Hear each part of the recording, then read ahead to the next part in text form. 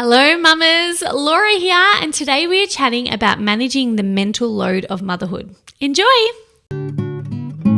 Hey mama, I'm sending you wonderful pregnancy vibes. It's time for you to guide you through. Let's take some time for you.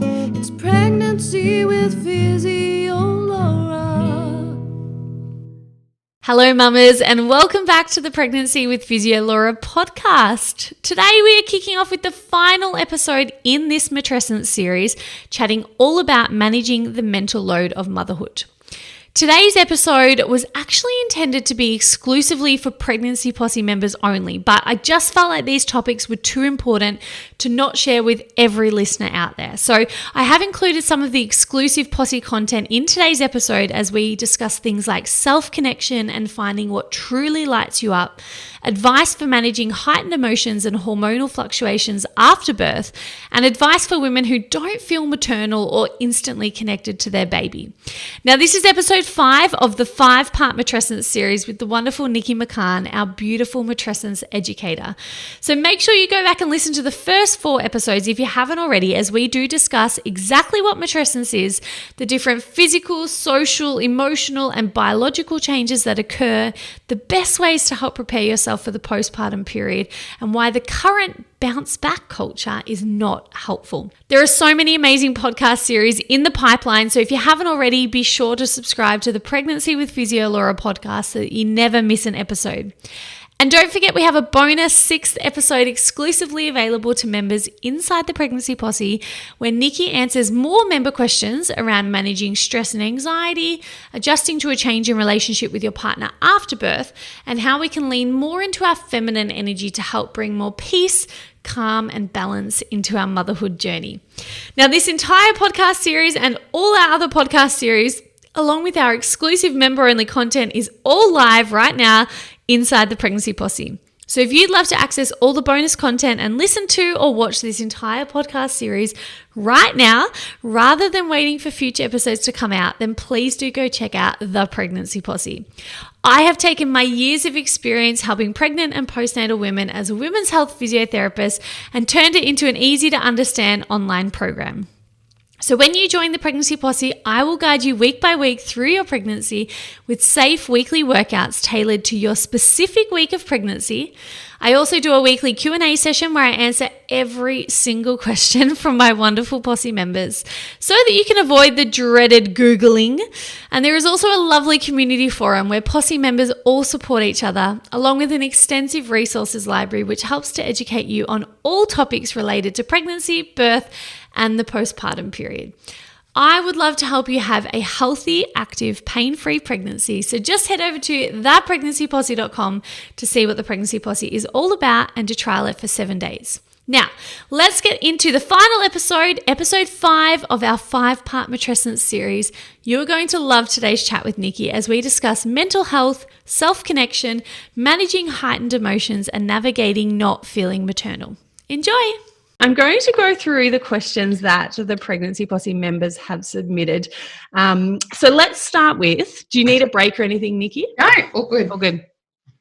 So do you have any advice, and we have touched on this before, but maybe we'll just do like a quick summary. Do you have any advice for women to mentally prepare before they give birth? So to prepare for that transition into motherhood, but before they've even got to that phase? Yeah, I think sort of similar to what we were talking about before, it's good to have like a holistic approach to supporting your sort of transition into motherhood and, as we said, cushioning the landing.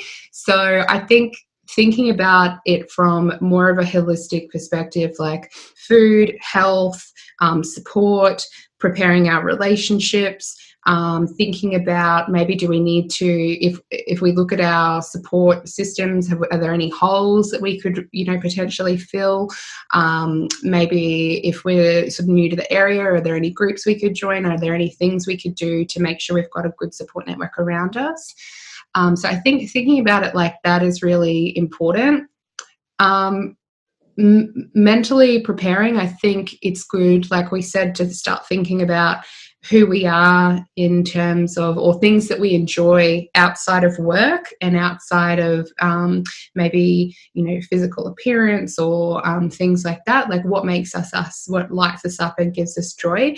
And if you said, like you said earlier, if you're not really quite sure, then rather than seeing that as a negative thing, maybe see that it's a really exciting thing, like, oh, amazing, what can I try? And like write out a bucket list of like all of the different things that you've wanted to try or that you think is interesting that you've never done before. So for me, I've just gone through a bit of a like transition or a difficult time, and I have been doing heaps of art. So I've been like, I got like an embroidery kit, and I've been doing that, and then I've gotten like clay stuff, and I've been making stuff with clay, and I've been like just going crazy on Etsy with like all of the craft things, and that's been really good because I've been able to like find some things that I had never done before that I actually really enjoy. So I think that's so good. Yeah, I think. Crafty person before this, or is this a completely new? I was a crafty person, and I like enjoyed that, but then stopped doing it after school, and then just got so caught up in working and things like that I didn't really do it. And then again, it goes back to the conditioning of, is this productive? Should I be doing this? Because it's not productive. And then I gave myself permission that I could do it, even though it wasn't, in inverted commas, productive. But I still had this little voice like jumping out of my head, going, oh, well, can you find a way to make this productive? Maybe you can make them for other people, and that way it's productive. We have this like voice. So, and I was like, no, stop. But yeah, I think thinking about like, what are some things I can do to kind of like keep my connection with myself and keep doing things that give back to me.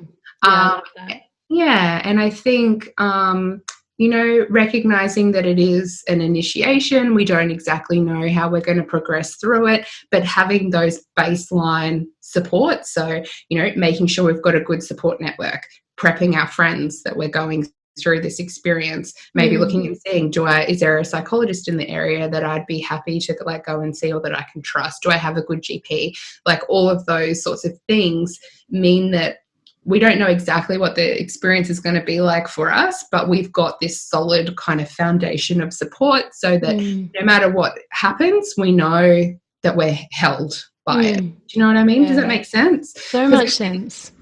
I think there's so much that that you can't kind of wrap your head around until it happens. Yes. Like the experiences that you might be having, the challenges, you can't quite imagine what it's going to be like until you're actually in them. But having that solid sort of foundation of support really helps. Yeah, and it's probably worthwhile when you're pregnant, like calling on those supports, like practicing what it might feel like to lean on them. So if there's an organic way for you to, call on your support network or ask for help or utilize them beforehand, when it comes to postpartumhood, it might not feel so scary. Yeah. And I think, preparing, and in my course that you're a part of, one of the things or one of the activities is actually going and like sitting down and looking at your support network and then going, okay, well, who can help me with what? Like, because I am going to need help, and can I line that help up before it happens so that I'm not left in a situation where I haven't asked for help and now I've got to go through this annoying mental chatter that's going to tell me, don't ask for help, do it yourself, do all of this, all of that sort of social conditioning telling us to do everything by ourselves. Can I start asking for that help now before I need it so that it's there and ready to go and I don't have to worry about having that conversation? I've already had that conversation. I love that. Yeah, that's really good. And I wonder as well, like even just thinking about what people might be like, so every person in your life has a different role, and some people might be able to help you in some aspects, but not in others. And, you might have your practical friend that is great at organizing things, or they might be the person you ask to go do some shopping for you. And then you might have another friend who's useless in that department, but really good at listening. And so they might be the person that you just want to chat to and have a cup of tea. Like, it's probably good to maybe think about like who can help with what, so that you're not, left in a lurch of, oh, I don't know what to do now, and I'll just do it myself. And then I'll burn out and I'll be sad. Yeah. So the next question that a member has asked is, what's your best advice for managing heightened emotions and hormone fluctuations? So we obviously all know that it is a heightened state. There are a lot of hormones, as you told us in the start, which blew my mind. What was it, 15 times the amount of progesterone compared to a normal? Yeah. And that's during pregnancy. And then obviously then when we give birth, the placenta goes and all of those hormones go, and then it's a bit of a crash, and then we start, our hormones start coming back online a little bit more kind of consistently. So in terms of again, cushioning that process, I think self-awareness is really important. So just awareness, this is happening. There's this huge hormonal fluctuation happening. You might be feeling really emotional. You might be having ups and downs. You might be feeling everything a lot more deeply, like you just feel everything. And that can be really overwhelming. So knowing that that's happening, having some self-compassion. Don't beat yourself up because you're hormonal, or you're, maybe having ups and downs a little bit more. Reaching out for support, again, really important, whether that's through, mothers groups, online, a psychologist, trusted friend, GP. I think that's really important. The self-compassion piece is really key. And then I think also, if it is something that you're finding maybe that you're having ups and downs over a longer period of time, maybe going and chatting to a doctor or a naturopath as well, because our bodies, I think, can need a little bit of support sometimes to get everything back on track, particularly if you've had maybe hormone issues before. For me, I know I've had high estrogen, low progesterone, so I always need a little bit of help keeping my hormones on track. But I'd say those would probably be pretty good places to start with it. Yeah, I love that. And I think that being kind to yourself is vital. Yeah, really important. And maybe that other piece would just be journaling as well. I feel like sometimes that's quite therapeutic in terms of being able to just get everything out and then, have a little bit of distance from it. Yeah, I love that. Yeah, the concept of downloading your thoughts so that they're no longer circulating in here. Yeah, I love that. And what about a few women wrote in about this, which I thought was really interesting, because this is pre-birth, so it's something that's obviously playing on their mind. But they were asking, do you have any advice if you don't feel instantly connected to your baby, or if you're worried that you're not going to be very maternal? And I guess my follow-up question to that was, do you believe that everyone is maternal and that we just express it in different ways? Because I know a lot of women feel funny about not having the maternal bone in their body. So what would your advice be around those women worried about that? I think just giving yourself some time and grace is really important. For me personally, I wasn't a very maternal person at all before I had my son. And then when I had him, it's there. It just kind of got turned on after a little while of, mothering. And we've also got these, hormonal stuff that's going on that's sort of supporting that connection. But I think just giving yourself some time and grace to make that connection and to feel those feelings is really important, because it's not uncommon to not have that kind of immediate connection. And I think, again, social conditioning, what we see in the media is that it's just love at first sight every time, and that's not everyone's experience. And I think just not beating yourself up for that, if you don't have that immediate feeling, maybe blocking out people who do, because some people are really gushy about, and that's fine if that's their experience. But if that wasn't your experience, you can then turn that around and go, oh, why don't I feel that way? And then you can start sort of beating yourself up. So I think just giving yourself some time and space for that connection to form and for those feelings to kind of manifest, and acknowledge that, the strength of the connection within the first hour or week doesn't determine the connection over the period of their lives. This is a long journey together that we're having. Oh, yeah. How we feel on the first day doesn't set the tone. And also,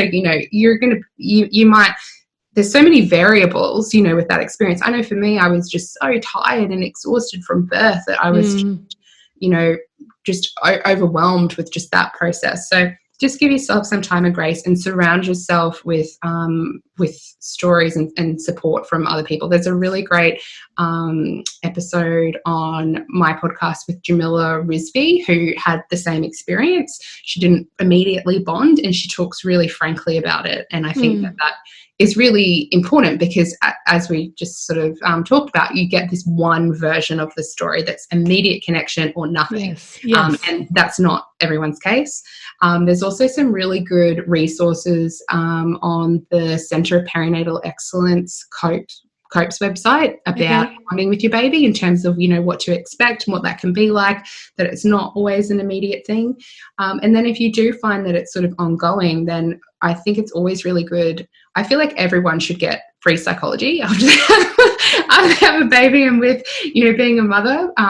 So I'd really recommend to just talking to somebody about that, even just to like let yourself vent how you feel with someone who's totally unbiased and who just hear what you're saying and just remind you that it's okay. Or if there is, you know, something else going on where you need a little bit more support with it, then they can point you obviously in the right direction. But I just think it's really important not to feel shameful. Yes. Yes, or that you're a bad mother, or there's something wrong with you. Did you feel immediate connection? Did you feel that love bomb? I know you said you were tired. No, I was a bit tired, yeah. And I had, it was a slightly kind of difficult situation, because I had my son and then was immediately put into, not immediately, 2 days after he was born, he's put into special care. And that was really traumatic. So I had the, I you know, had him on my chest and I loved him, and I felt a connection, but then I had all of this sort of trauma then happen. So it was like quite a strange kind of entry into motherhood for me. But I'm literally obsessed with him, and like too much so. I'm like, you know, he sits with me and I'm like kissing him and cuddling him. He's like, get off me, mum. And so it's not just the immediate, you know, first day or whatever of birth. I think it's just important to like give yourself a little bit of grace. Yeah, I love that. My husband and I always talk about, we both didn't feel that immediate, oh my God, I'm so in love with this person, like connected. I remember sitting in recovery going, I have a son. Like, it's weird. Like, it was just a surreal moment. It wasn't like an overwhelming love, connection, bonding, but it's a growing love. That's how we feel it is. So him now at 2.5, like I love him 300 times more than I felt like I loved him at birth. And as he grows, I love him more and more. And I think for us, it's a growing love. It wasn't like an immediate love bomb and then, you know, like it stays the same level. I just feel like as you get to know them more and it's a real growing love. And I probably hadn't heard anyone speak about that when I first had him. I was kind of sitting there going, when am I going to feel that, like, I can't live without you moment? Or I just kept going, I have a son. I have a son. It's like I had to keep, the more I said it, maybe it would click in. It was a very strange. I think I felt like a very strong protective urge, you know, like get away kind of thing, like very like that sort of primal protection. But I do agree. I think it can take a bit of time for the emotional relationship to kind of develop. But there can be this like protective, primal, get away from my baby. You know, I need to protect this person. But yeah, I think as you said, like it's important to recognize everyone's experience is going to be different, and the strength of the connection at the first moment doesn't determine the quality of the relationship over the life. Yes. You know what I mean? And I love that you said you're obsessed with your son, because I am also that sort of mother. I feel like my children could cough and I would just think they are the most clever, funny. I'm just full of praise. Yeah. I know, and it's hard because then I hear the like psychological, you know, theories and stuff that you're not supposed to praise them too much, and I'm like, but he's just so good. It is So just amazing. No, I'm all about the positive reinforcement, all about it. Hey mamas, Laura here. I so hope you loved that episode as much as I did. Like I said at the start, this was intended to be just for Pregnancy Posse members only, but I really felt like I needed to share Nikki's advice around managing emotions and the mental load of motherhood to every listener out there. I just love how she talks about truly discovering self-connection and what lights you up, as I find so many of us don't actually know what that is. So we think we should want a candlelit bath with relaxing music, but to a lot of women that just doesn't fill their tank. So I hope this is giving you some food for thought on what truly lights you up so you can ensure you incorporate it into your postpartum days. And if you'd like to learn more from Nikki or check out her amazing resources, you can find her on Instagram at Dear Mama Project. I'd also love to hear from you over on my socials at PhysioLaura and let me know what you love doing for self-connection. If you haven't already, just subscribe to the Pregnancy with PhysioLaura podcast so that you don't miss any of the incredible podcast series that we have planned at the moment. And don't forget that for most series of the podcast, we do record exclusive bonus content for Pregnancy Posse members. So in the bonus member-only episode for this Matrescence series, Nikki talks us through managing stress and anxiety, adjusting to a new relationship with your partner after birth, and the ways that we can step into our feminine energy more easily when we become a mum. Inside the Pregnancy Posse, you'll also find weekly guided pregnancy workouts, an extensive resources library on birth preparation, pelvic floor exercises, and managing pregnancy pains and injuries, plus a wonderful community forum and weekly Q&A sessions with me. I would love to help you have a wonderful pregnancy, birth, and postnatal experience. So just visit thepregnancyposse.com to see what the Pregnancy Posse is all about. I will catch you soon for our next amazing podcast series that we have coming up. And until then, mamas, sending you wonderful pregnancy vibes and enjoy the incredible journey that is pregnancy.